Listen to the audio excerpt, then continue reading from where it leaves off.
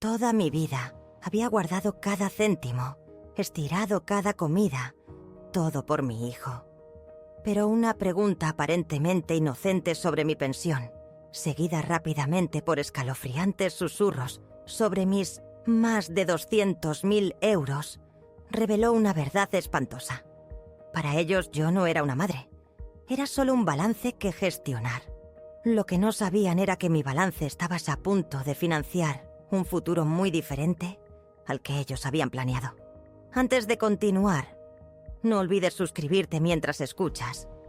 Y dinos en los comentarios desde dónde nos sintonizas. Ahora, respira hondo y escucha con atención.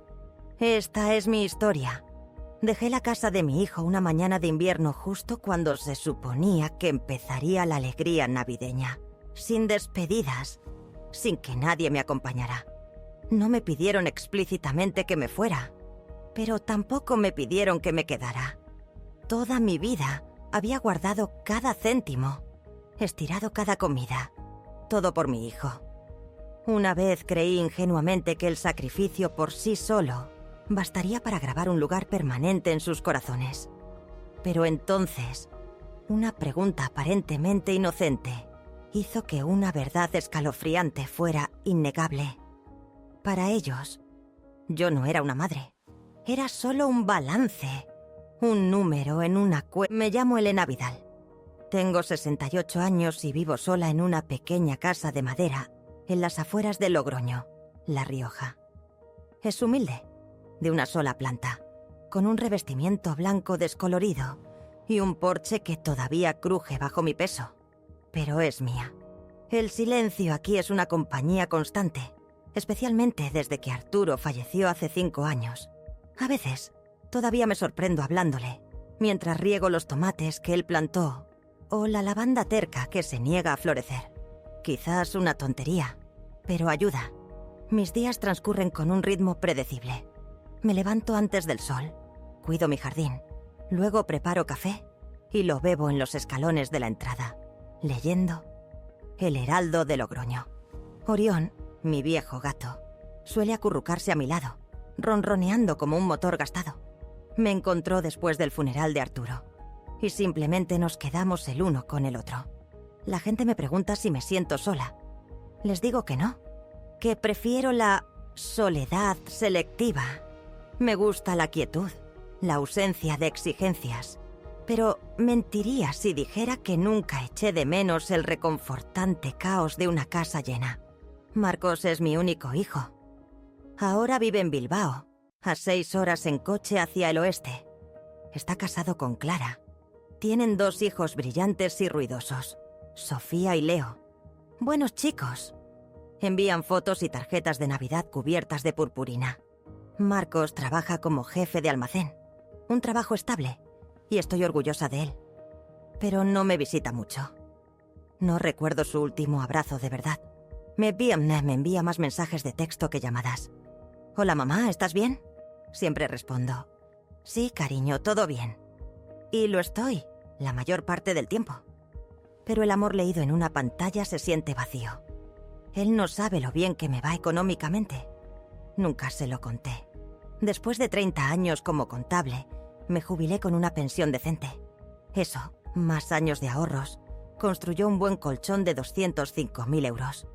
No es una fortuna, pero sí más que suficiente para una mujer que compra con cupones. Le dije a Marcos que solo recibía 1.000 de la pensión. Una verdad a medias.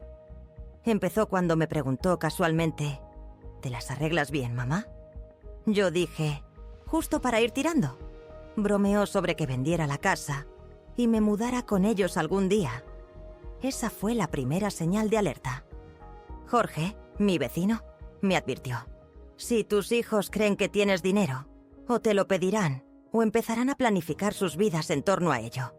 Me reí, pero sus palabras se me quedaron grabadas.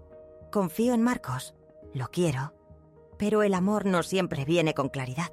Había visto a amigos regalar sus ahorros solo para terminar dependiendo. No quería que nuestro amor se pusiera a prueba con una petición de dinero que yo fuera demasiado orgullosa para negar. A veces me pregunto si estoy siendo injusta. Quizás debería confiar más en él. Pero entonces recuerdo a otras. Marisa, cuyo hijo derrochó 20.000 euros. Elena, que se convirtió en niñera sin sueldo hasta que se rompió la cadera. Así que he mantenido las cosas en secreto. Planeado. Mi nombre sigue en cada cuenta. Pago mis facturas. Nunca pido prestado. Nunca pido. Hay una tranquila soberanía en eso. Más valiosa que cualquier llamada de cumpleaños. Todavía cocino como si fuera a venir alguien. Viejas costumbres. Estofado de ternera, galletas, tal como le encantaba a Arturo. Pongo 2 cuencos, más por instinto que por esperanza. Orión maulla como si estuviera de acuerdo. La vieja Rebeca de Arturo, apolillada pero reconfortante, todavía me abriga en las noches frías. Me siento junto a la ventana, con manzanilla en mano, recordando años de amor constante y curtido. Hay más consuelo en ese recuerdo que en cualquier cuenta bancaria. Todavía creo en la familia, en hilos invisibles, pero a veces la creencia por sí sola no es suficiente. Y no tenía idea de que una sola pregunta, solo unas semanas después, desentrañaría todo lo que creía entender sobre el amor, el dinero y ser madre. Era una tarde sofocante de julio.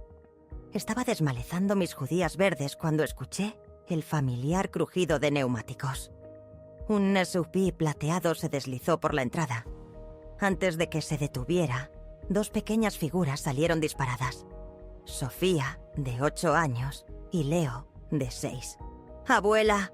¡Abuela!, gritaron. Solté mis guantes y los atrapé en un abrazo de dulce pegajosidad.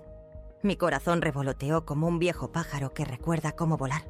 Escuchar a abuela hizo que el calor, el dolor de rodillas, el silencio de los últimos meses, todo, se derritiera en algo suave.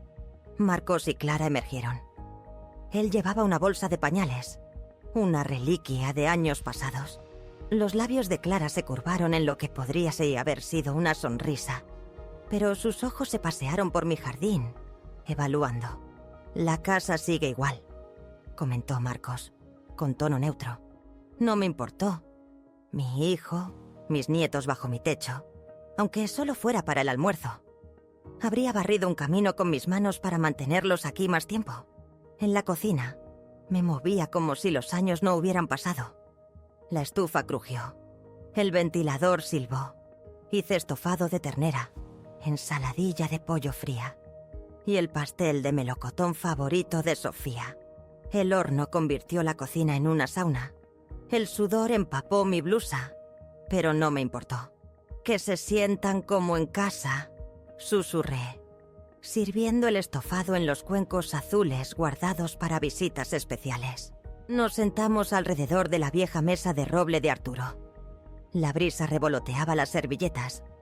Observé a Leo machacar patatas, a Sofía recitar nombres de caballos. Rellené los vasos de té helado, dejando que su parloteo difuminara los años. Entonces, mientras cortaba un segundo trozo de pastel de melocotón, Marcos dejó su tenedor. «Así que, mamá, ¿cuánto sacas de la pensión estos días?» Su voz era casual, ligera, como quien pregunta por el tiempo. Pero me congelé.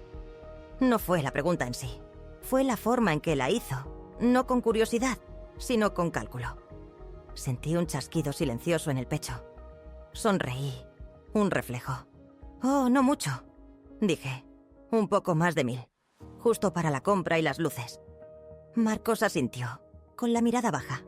Clara no dijo nada, pero la vi mirarlo. Rápida, aguda, y luego desvió la mirada. En ese pequeño gesto, algo se cristalizó. La inquietud que había reprimido. Los ojos evaluadores de Clara. La quietud de Marcos. Todo era real, espeso entre nosotros y el pastel de melocotón. Cambié de tema, hablando de tomates y ardillas. Marcos dio respuestas cortas y vacías. Clara intervino, educada, medida. Los niños no se daban cuenta, dichosos. Pero para mí, la luz cálida que había imaginado ardiendo entre nosotros comenzó a atenuarse. Me había convencido de que mi amor, mi silencio, mi modestia, se traducirían en respeto. Sin embargo, aquí estaba yo, siendo estudiada como un trozo de tierra, solo valiosa si producía algo. Miré a Marcos, no al hombre, sino al niño que había llorado después de las pesadillas. Ese niño seguía ahí, pero también esta nueva versión, más dura, vagamente incómoda en mi cocina. ¿Me había vuelto irrelevante? O peor, un recurso. Seguí sonriendo, seguí sirviendo limonada. Pero por dentro, un silencioso hilo de duda se deshilachó. Quizás Jorge tenía razón. Esa simple pregunta, tan casualmente hecha, había abierto una puerta que no estaba segura de cómo volver a cerrar. ¿Alguna vez has sentido el frío aliento del cálculo de alguien a quien amabas, convirtiendo tu calidez en una carga? Esa pregunta casual, ¿cuánto sacas de la pensión estos días?, resonó en mi cocina mucho después de que su SUV plateado desapareciera por la entrada. El sonido de las risas de Sofía y Leo, antes un recuerdo cálido, ahora se sentía distante, casi burlón. La cocina, todavía impregnada del aroma hacia pastel de melocotón y estofado de ternera, de repente se sintió demasiado grande, demasiado silenciosa. Recogí la mesa, el tintineo de los platos amplificado. Cada sonido un pequeño pinchazo contra la frágil paz que había construido meticulosamente desde que Arturo se fue. La mirada evaluadora de Clara, los ojos esquivos de Marcos, fueron más potentes que cualquier acusación a gritos. Ese día no fue solo una visita, fue una auditoría. Y yo fui hallada en falta. Las semanas se desdibujaron hasta noviembre. El invierno llegó duro y temprano, escarchando las ventanas y helando el suelo. Resbalé 2 veces esa semana en el hielo. Nada grave, solo moratones. Pero no fue el dolor físico lo que me molestó. Fue el pensamiento escalofriante de que quizás mis pasos dentro de la casa siempre serían solitarios a partir de ahora. El Día de Acción de Gracias siempre había sido mi festividad favorita. No por la comida, sino por los sonidos. Marcos preguntando dónde guardaba la canela, la risa chillona de Sofía, Arturo tarareando canciones campestres. Durante 4 años, fue el único día garantizado para traer a todos aquí. Este año, la anticipación se sintió como algo frágil. Me desperté a las 5 de la mañana, sacando el pavo del congelador, pelando calabazas, empezando el relleno de pan de maíz de la receta descolorida de Arturo. A media mañana la casa se llenó con los olores familiares de romero, mantequilla, canela. La mesa estaba a medio poner, los platos de pavo de dibujos animados para niños esperando. Incluso había dibujado una carita sonriente en la servilleta de Leo. Cada 15 minutos, mi mirada se dirigía a mi teléfono. Nada. Seguramente están atrapados en el tráfico, me dije, rociando el pavo, mirando por la ventana. En cualquier momento ese SUV se detendrá y todo volverá a su lugar. Pero el reloj pasó el mediodía, luego la 1, luego las 2. Intenté llamar. Nadie respondió. Dejé un mensaje. Hola, cariño. Solo me preguntaba si todavía vienes. Todo está listo. Sin prisa, solo házmelo saber, ¿vale? Otra hora. Un mensaje de texto. Si estás demasiado ocupado para venir, al menos llama. Solo quiero escuchar tu voz hoy. Todavía nada. A las 4:30 salí a tirar la basura y vislumbré la casa de Jorge. Su entrada llena, la ventana de la cocina brillando, su hija revolviendo, los chicos persiguiéndose. Alguien trincha en el pavo.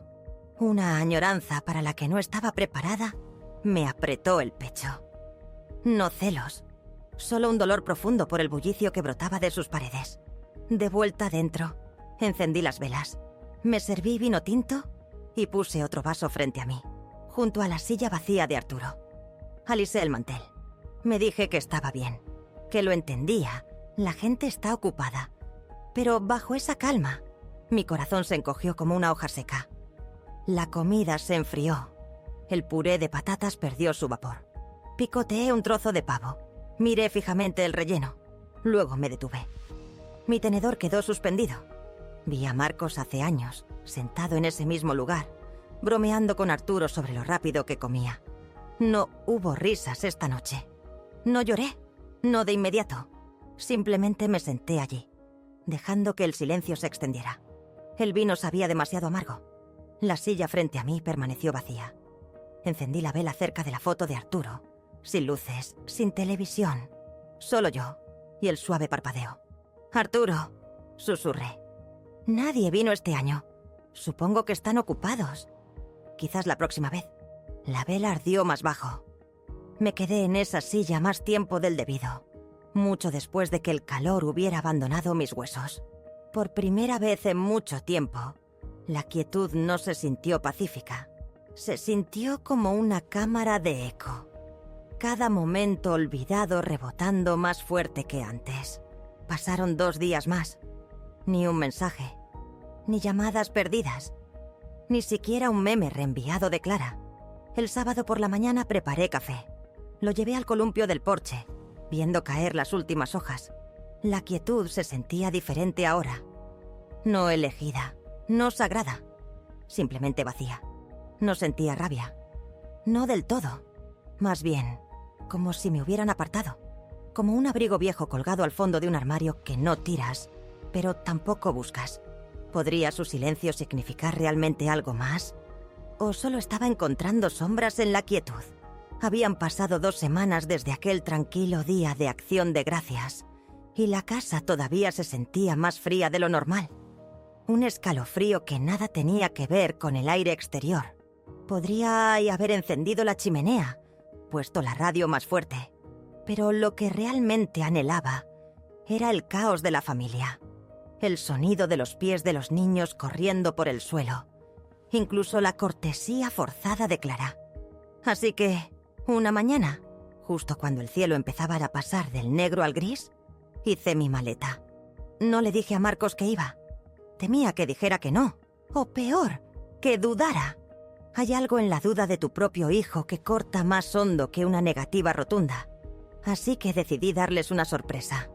Quizás imprudente para una mujer de mi edad, pero a veces, cuando el corazón te duele, haces cosas solo para demostrarte a ti misma que todavía importas. Llené una pequeña cesta con regalos. 2 tarros de mermelada casera de fresa, aún tibia de la última hornada. Una lata de galletas de mantequilla con forma de árboles. Y algunos juguetes sencillos que pensé que a Sofía y a Leo les gustarían. Los coloqué con especial cuidado, imaginando la expresión de sus caras. No volé. Siempre he odiado los aviones. Demasiado ruidosos, demasiado rápidos, demasiado brillantes.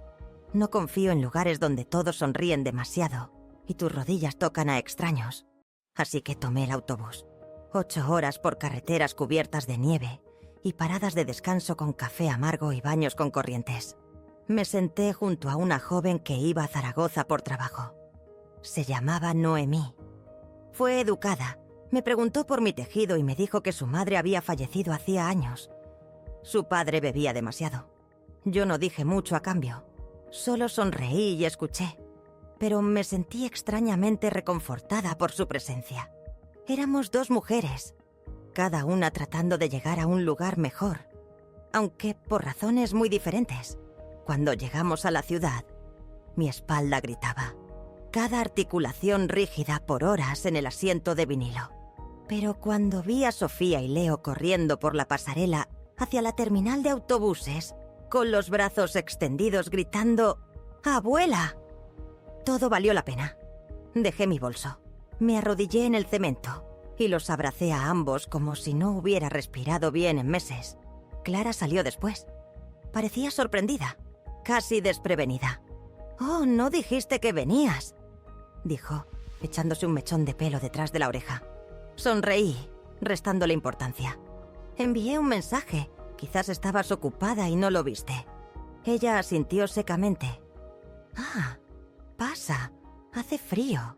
Su casa era pequeña, en un barrio tranquilo con árboles espaciados uniformemente y demasiados cubos de reciclaje.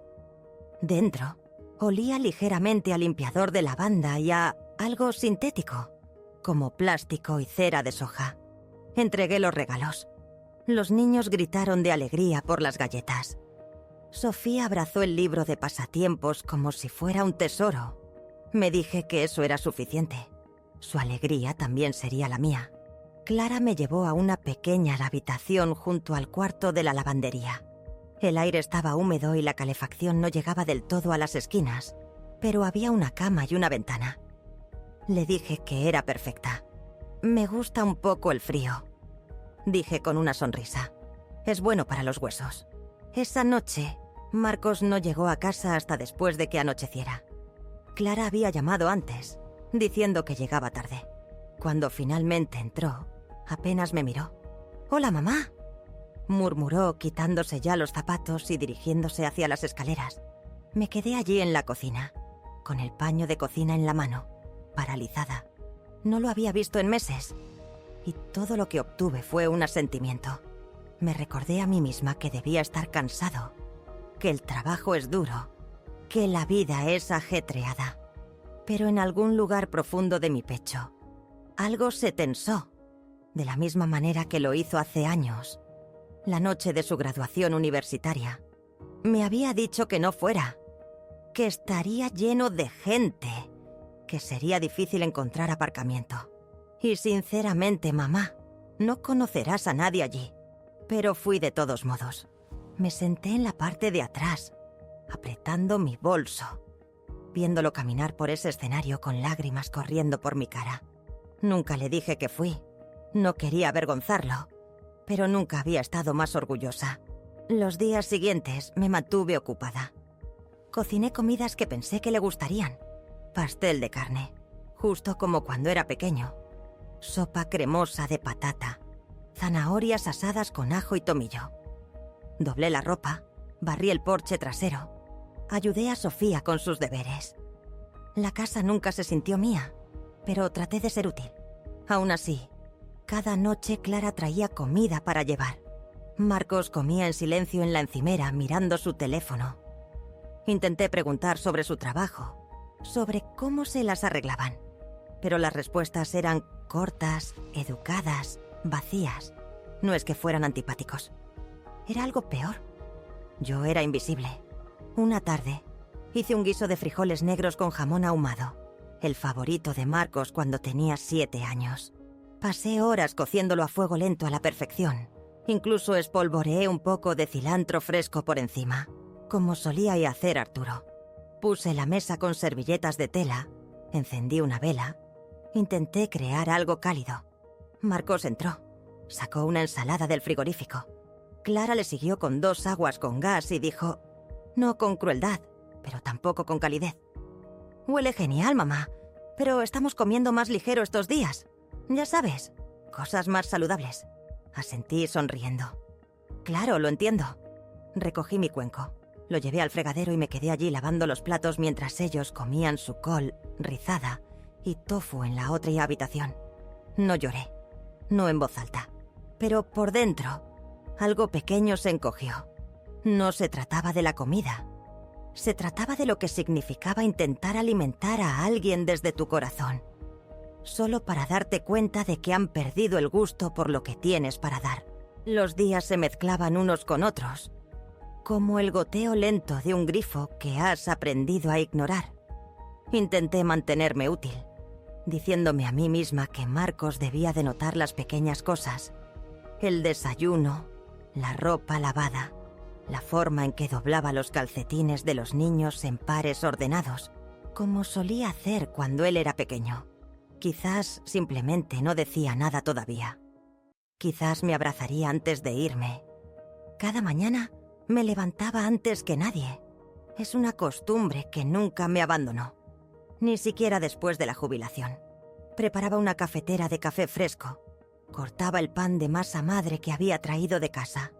Lo tostaba y ponía unas mermeladas caseras de albaricoque, de fresa, de las que Clara una vez dijo que le recordaban a su abuela.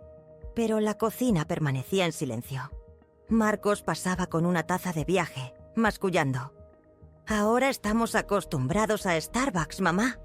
Clara levantaba la vista de su teléfono, ofrecía un educado «gracias» y se apresuraba al garaje sin probar bocado.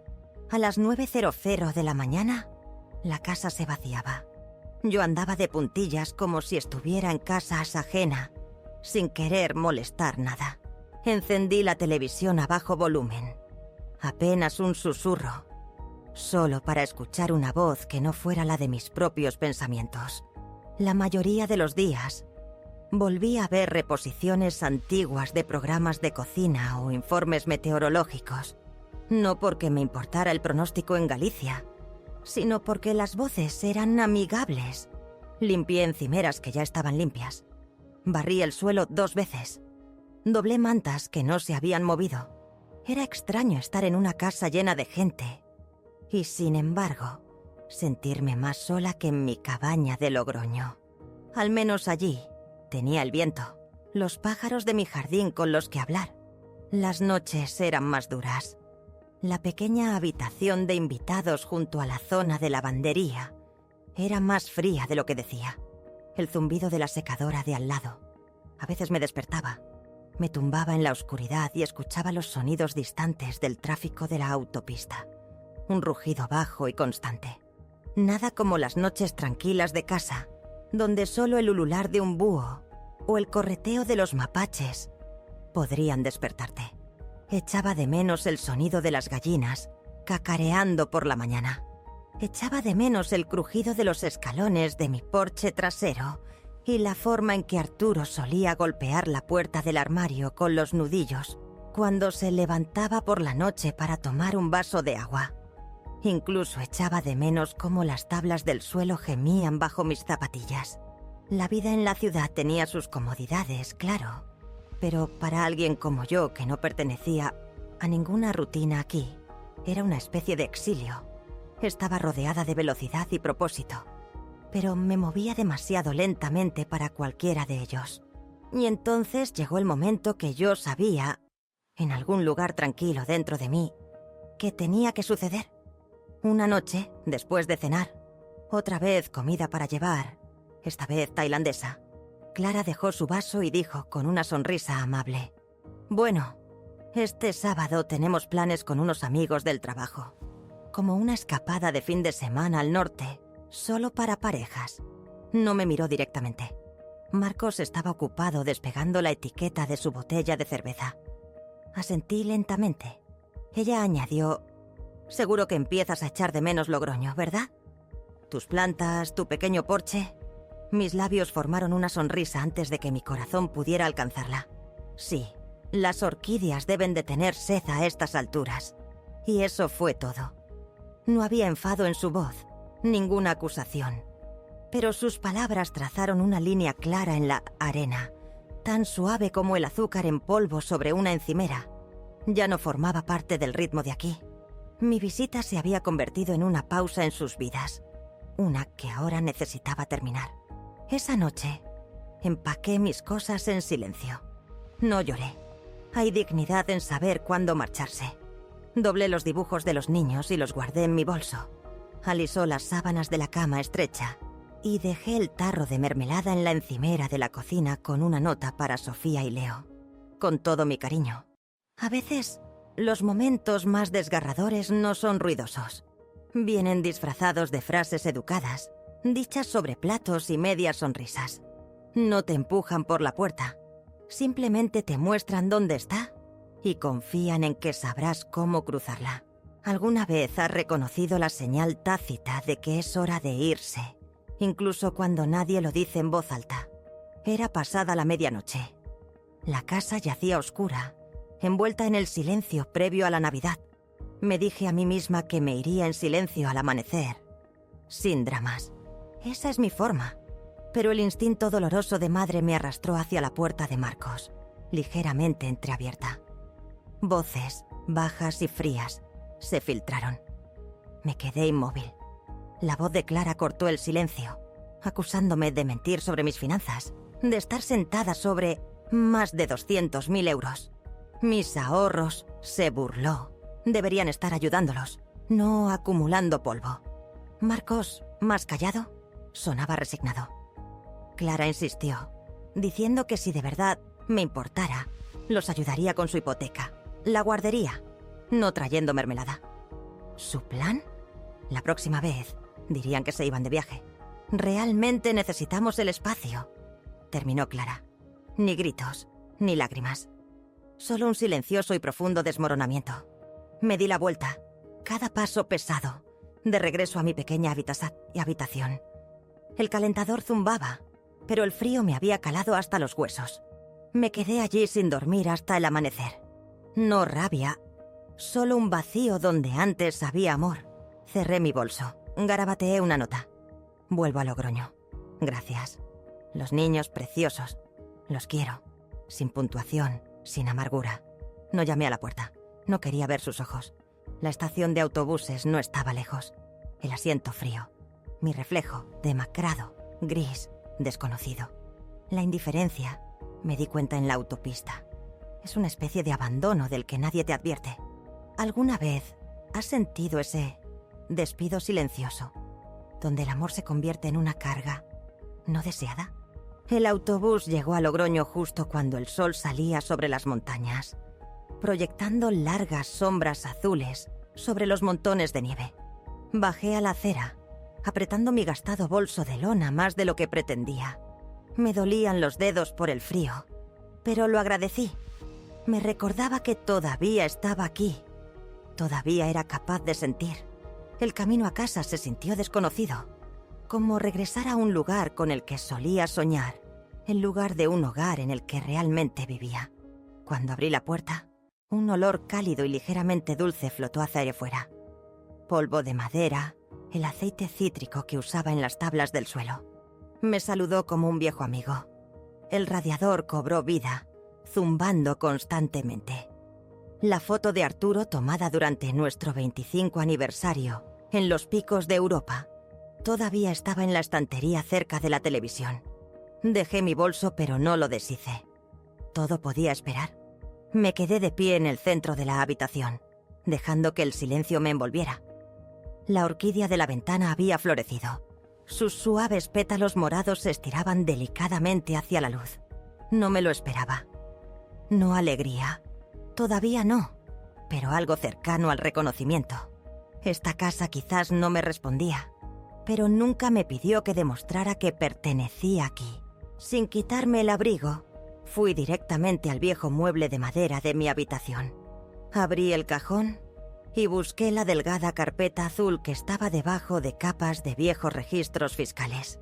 Dentro estaban los documentos bancarios que había guardado durante años. Cuentas de jubilación, bonos de ahorro, pequeñas herencias, el cheque final de la fábrica de plásticos. Había visto crecer esos números durante décadas, no rápido, pero de forma constante, silenciosa y segura. Solía decirme a mí misma que ahorraba para emergencias, para problemas de salud, para las necesidades de Marcos si alguna vez llegaban a ser demasiado grandes como para ignorarlas. Solía imaginarme escribiendo un cheque con manos temblorosas para ayudarlo en algo realmente grave. Quería ser la clase de madre que podía salvar el día sin armar un alboroto. Pero hoy, mientras miraba los extractos, vi algo más. Vi a una mujer que había esperado demasiado para darse cuenta de que la generosidad no se debe, que el amor verdadero, no se puede comprar con sacrificios silenciosos y tarros de mermelada. Me senté en el viejo sillón de Arturo. Crujió bajo mi peso. Mis dedos trazaron el borde de la carpeta distraídamente. Pensé en la voz de Clara, tan tranquila, tan racional, hablando de mí como si fuera una acaparadora, una tacaña que guarda un tesoro sin razón. Pensé en el silencio de Marcos, su indiferencia.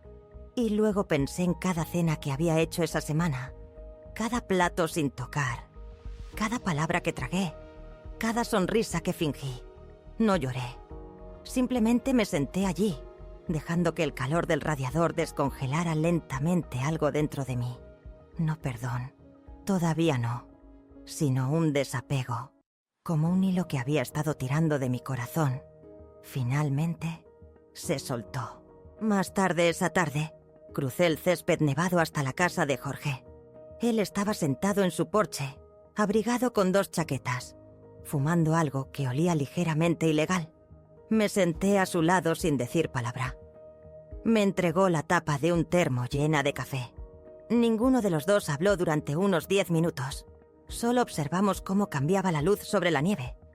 Finalmente, dije, tenías razón, ¿sabes? Jorge levantó una ceja, pero no me miró. Se necesita tiempo para ver con claridad cuando tus ojos están llenos de amor. Creí que los estaba protegiendo, dije. Él se rió entre dientes. ¿Protegiendo a quién de qué? No respondí. Solo miré al cielo. Las nubes estaban bajas y pesadas, preñadas de más nieve. «Todavía estás aquí», dijo finalmente. «Eso es algo». Esa noche, después de alimentar a Orión y apagar todas las luces, excepto la del fregadero de la cocina, abrí el cajón del escritorio y saqué un cuaderno encuadernado en cuero que no había tocado desde que Arturo falleció. Las primeras páginas estaban llenas de su letra. Las pasé con cuidado. Luego encontré la primera página limpia. Con una pluma que tardó 3 clics en empezar a escribir, escribí: «De ahora en adelante, viviré para mí. La salud primero, el dinero segundo. El resto para las personas que nunca me han hecho sentir pequeña». Mi mano tembló ligeramente, pero no me detuve. Subrayé la última línea. Luego cerré el libro y lo coloqué junto a la radio, donde Arturo solía guardarlo. Pensé que no le importaría que tomara prestado el lugar. No me sentí triunfante. No hubo un crescendo cinematográfico de música de fondo, ni una lágrima dramática cayendo sobre la página. Solo un respiro largo, tranquilo y completo. No me había dado cuenta de lo superficialmente que había estado respirando estas últimas semanas. ¿Alguna vez has encontrado la fuerza silenciosa para redefinir tu propósito? No por ira, sino por un profundo cambio en tu entendimiento. Capítulo 6. La silenciosa reclamación. A la mañana siguiente, me desperté antes de que sonara la alarma, aunque no había puesto ninguna. Solo había pasado una semana, pero sentía como si hubieran pasado años desde la última vez que hice café solo para mí. Sin tazas extras, sin esperar los pequeños pies corriendo por el pasillo. Solo yo, el silencio y el olor a café recién molido. Encendí la radio. Una canción de rancheras llenó la cocina, de esas que Arturo solía tararear mientras arreglaba el fregadero. Esta era su favorita, murmuré, dejando la taza con suavidad. Esta vez, la sonrisa en mi rostro no llevaba amargura, solo recuerdo, quizás gratitud. Al final de todo nuestro tiempo juntos todavía se sentía como algo que valía la pena mantener cerca. Salí al porche y respiré hondo. El aire de la mañana era frío y limpio, con esa frescura penetrante que solo las mañanas riojanas pueden ofrecer. Caminé por el jardín, recogiendo ramas caídas de la tormenta de viento de hace unas noches, arrancando algunas hojas secas de los parterres. Al menos las plantas todavía me necesitan, dije en voz alta, agachándome para desenredar un poco de vid marchita por la helada. No piden nada a cambio. La paz que sentía no era ruidosa ni triunfante. Era simple, suave, de esas que te sorprenden cuando has dejado de intentar ganártela. Una semana después, fui en bicicleta al pueblo, envuelta en mi grueso abrigo verde, con una bufanda cubriéndome las orejas. Aparqué frente a la ferretería y abrí la puerta. La campana tintineó sobre mí. «¡Señora Vidal!», exclamó el dueño de la tienda desde detrás del mostrador. Todos pensábamos que se había mudado para siempre, que se había ido a vivir con su familia y todo eso. Sonreí mientras colocaba una lista de materiales para el tejado en el mostrador. «Lo intenté», dije con ligereza. «Resulta que aquí respiro mejor». Él no pidió más explicaciones, y yo no las ofrecí. Algunas historias son demasiado grandes para explicarlas entre estantes de cinta adhesiva y guantes de jardinería. Pero detrás de mi sonrisa había una mujer que acababa de sobrevivir a una tormenta silenciosa, y por primera vez en mucho tiempo me sentía firme sobre mis pies. Y esa firmeza era solo el comienzo de lo que realmente era capaz de hacer. ¿Alguna vez has sentido una fuerza profunda y tranquila emerger después de una tormenta sabiendo que el siguiente capítulo es verdaderamente tuyo? Una mañana a finales de febrero, justo cuando el invierno finalmente aflojó su control sobre Logroño, abrí el viejo baúl de cedro que estaba debajo de las escaleras. No lo había tocado en años. Las bisagras crujieron como un viejo amigo susurrando secretos mientras levantaba la tapa. Dentro, todo estaba tal como lo recordaba. Un pañuelo bordado con flores silvestres, un fajo de cartas que Arturo me había escrito durante nuestros primeros años, el álbum de fotos familiar ya amarillento por los bordes y un paquete grueso sujeto con una goma elástica. Los registros bancarios, las notas de ahorro y los detalles de la pensión sumaban poco más de 205.000 euros. Los llevé todos a la mesa de la cocina. El sol de la mañana se filtraba por las cortinas y caía sobre las páginas gastadas y las fotografías descoloridas, proyectando un brillo cálido sobre décadas de recuerdos. Me senté en silencio, no con arrepentimiento ni tristeza, sino con una tranquila sensación de claridad. Por primera vez supe exactamente lo que debía hacer. Esa misma tarde, caminé 5 manzanas hasta una pequeña oficina de abogados por la que había pasado 100 veces, pero nunca había entrado. Olía débilmente a aceite de limón y papel. La recepcionista sonrió con más calidez que cualquiera en la casa de Marcos en meses. Tomé asiento frente al abogado.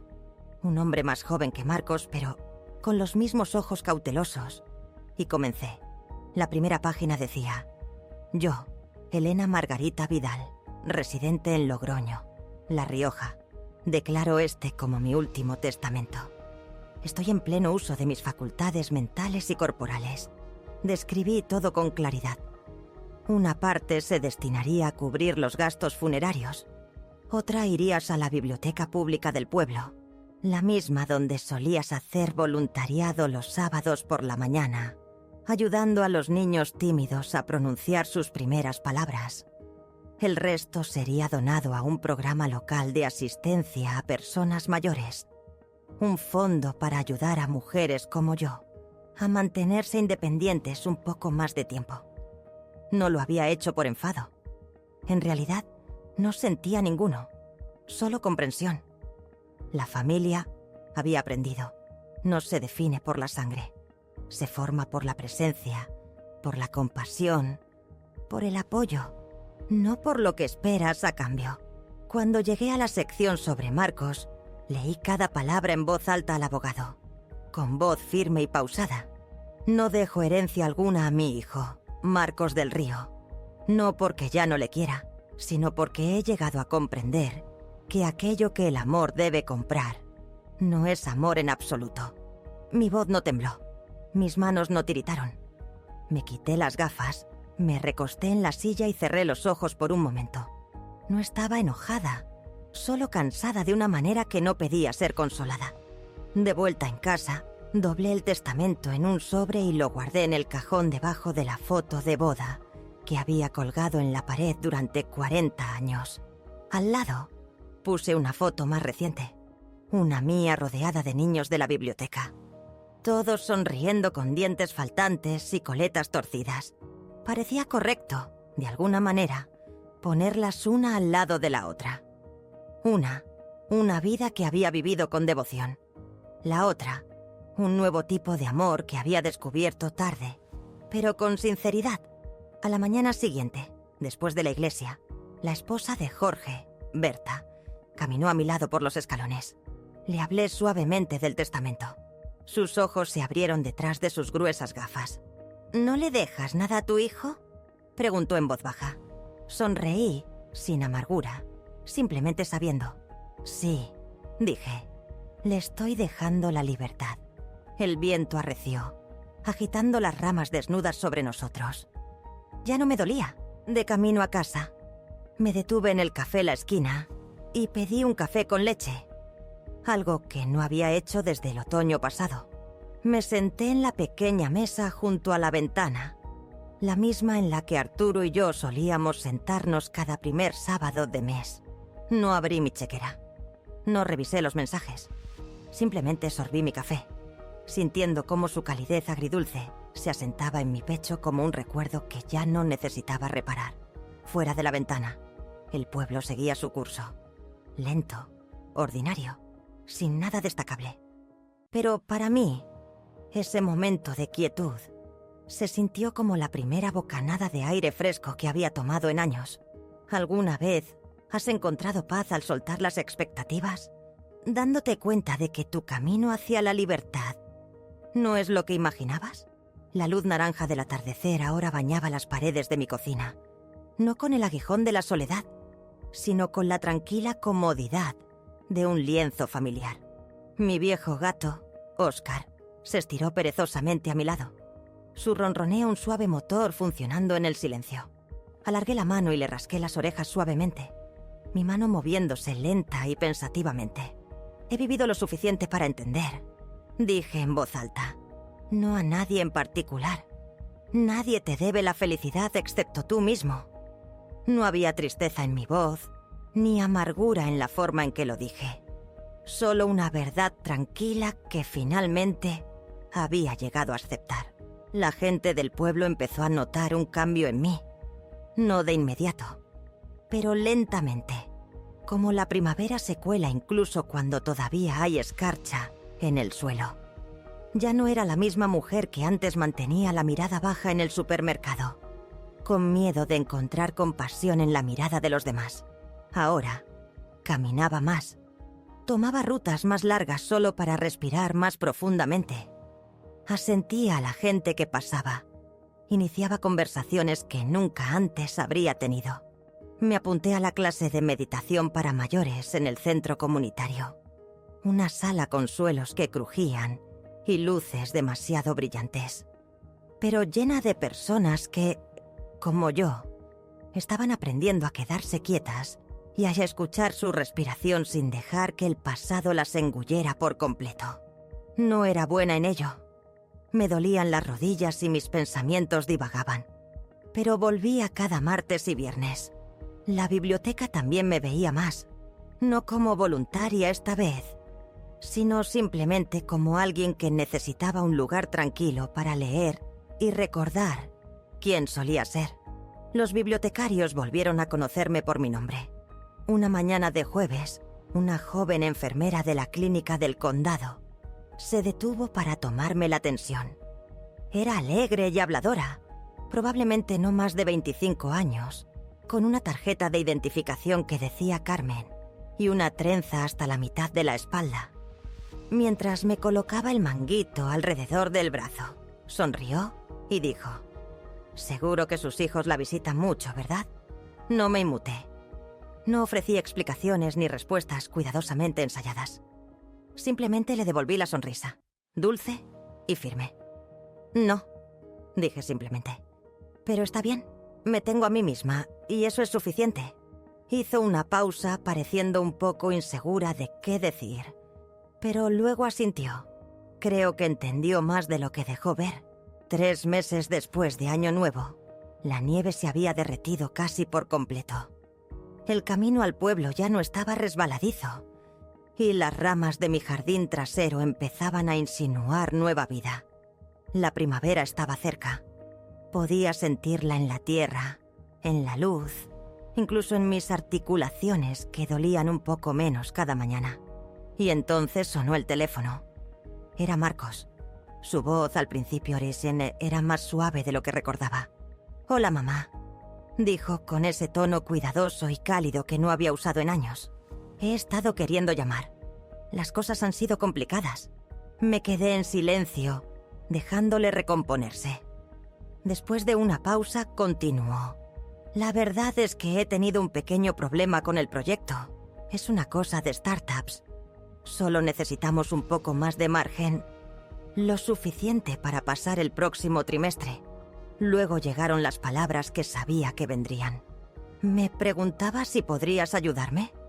Solo un préstamo, uno pequeño, hasta que consigamos la próxima ronda». Solté un aliento que no me había dado cuenta de que contenía. Mis dedos se curvaron ligeramente alrededor del reposabrazos del sillón de Arturo. «Lo siento, Marcos», dije tranquila y firme. «Lo he donado todo. Los ahorros. Se los di al centro comunitario. A los niños. Se acabó. Por un momento pensé que la línea se había cortado. Pero luego su voz volvió, aguda y fuerte. ¿Qué? ¿Estás hablando en serio ahora mismo? ¿Ese era nuestro dinero familiar? ¿Se lo diste a extraños? Me senté un poco más erguida, pero mi voz se mantuvo baja. Ese dinero fue tuyo una vez, Marcos. Pero ya no. Tú y tu esposa dejaron muy claro lo que valoraban. Nunca me preguntaste si estaba comiendo bien cuando me quedé contigo. Nunca comprobaste si la manta en ese suelo frío era lo suficientemente cálida. Ni siquiera tocaste la comida que cociné con amor. Intentó interrumpir, pero yo seguí. ¿Crees que tienes derecho a todo lo que he ahorrado? ¿Que te lo debo solo porque te di a luz? Deberías preguntarte, Marcos, si tus propios hijos te trataran de la misma manera que tú me has tratado a mí, ¿cómo te sentirías? Hubo silencio al otro lado. Una pausa larga y hueca. Luego, colgó. Me recosté y miré la pantalla por un momento, con la palabra desconectado, mirándome fijamente. No había rabia en mí, ni lágrimas esta vez. Solo quietud, como la calma después de una larga tormenta. Más tarde esa noche, abrí mis mensajes antiguos. Docenas de ellos que una vez fueron el salvavidas de mis noches solitarias, brillaban en la pantalla. Lo siento, mamá. Te llamo la próxima semana. No puedo hablar ahora, ocupado con los niños. Te echo de menos, prometo ir pronto. Los leí todos, uno por uno, como si me despidiera. Luego, uno por uno, borré cada hilo. Ya no necesitaba estos fantasmas de afecto que nunca llegaron. La semana siguiente, empecé a hacer voluntariado en el centro comunitario, ayudando con el programa de lectura para niños. Barría suelos, limpiaba naricillas, leía cuentos en voz alta con voces graciosas. La coordinadora del centro, una amable mujer llamada Marta, me miró con los ojos muy abiertos una tarde. «Está usted de pie durante horas. ¿Cómo tiene tanta energía?» Sonreí, limpiándome las manos en el delantal. «Mientras tenga aliento», dije. «Quiero usarlo para amar a alguien que no me lastime por ello». Ella asintió, pero no respondió. Sus ojos, sin embargo, sí lo hicieron. Era la primera vez en décadas que me sentía plena, no de comida, ni de orgullo, ni de aprobación, sino de significado. Una fría mañana de abril, saqué la caja de madera de debajo de la cama, la que no había tocado en años. La coloqué sobre la mesa de la cocina y la abrí suavemente. Dentro estaban los últimos restos de una vida larga y vivida. Una vieja fotografía de Arturo. Una margarita prensada de nuestro aniversario. Mis primeras gafas. Algunas tarjetas de Marcos cuando era pequeño. Encendí una vela a su lado, la llama parpadeando en suave dorado sobre la veta de la madera. «Arturo», susurré. «Creo que lo he hecho bien. Ya no estoy enojada, solo cansada de esperar a gente que no vendrá». Tomé mi diario, el que había comenzado después de aquella noche en el autobús, pasando páginas de dolor y claridad. Escribí una entrada más. Mi mano temblaba ligeramente. Si no sabes amarte a ti mismo primero, el amor de nadie más se sentirá real. Hoy me elijo a mí. Cerré el libro, lo puse de nuevo en el cajón y fui a preparar té. Afuera, el sol salía detrás de los árboles desnudos, proyectando largas sombras sobre el porche. Salí, envuelta en mi grueso cardigan, sosteniendo una taza tibia entre mis manos. Oscar, el gato callejero que había cogido, saltó al banco y se acurrucó a mi lado. No dije nada. Simplemente me senté allí, escuchando el suave zumbido del mundo, despertándose. Y entonces los vi. Un coche entrando en el camino de grava. Marcos salió primero, su cabello ligeramente más largo, su rostro demacrado pero más suave de lo que recordaba. Detrás de él, mis dos nietos salieron corriendo con mejillas rojas y gorros de lana. Saludaron con la mano. Yo no me moví. Aún no sonreí. Esperé. Marcos se acercó lentamente, sus ojos fijos en los míos. No llenos de derecho o culpa, sino de algo más tranquilo. Quizás arrepentimiento, quizás comprensión. Hola, mamá, dijo con voz baja. Asentí, aún sosteniendo mi té. Pude sentir a Oscar moverse a mi lado, pero yo me quedé quieta. Ya no éramos madre e hijo aferrados a viejos papeles. Éramos solo dos personas aprendiendo lo que significa el amor de nuevo. O quizás por primera vez. ¿Alguna vez has descubierto que el mayor acto de amor es a veces soltar? Permitiéndote a ti mismo y a los demás la libertad de comprender verdaderamente lo que importa.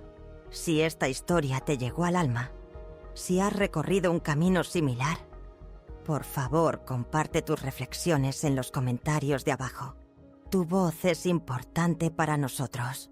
Y para más historias de fortaleza silenciosa y transformaciones inesperadas, no olvides suscribirte a Madres Olvidadas. Siempre estamos aquí para recordar a quienes el mundo olvida con demasiada